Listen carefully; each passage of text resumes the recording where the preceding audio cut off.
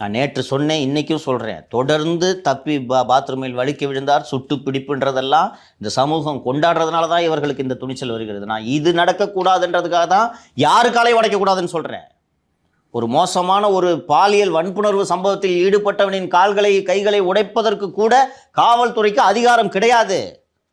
ஒரு மோசமான குற்றத்தை அவன் செஞ்சுட்டான், இந்த பாரு ஒரு சின்ன பிள்ளை இப்படி பண்ணிட்டானேன்னு சொல்லிட்டு நீங்கள் இன்றைக்கி அவன் கைகாலை உடைக்கிறத நீங்கள் சந்தோஷமாக என்கரேஜ் பண்ணிங்கன்னா இந்த மாதிரி அஜித்குமார் போன்ற அப்பாவி சாவான்.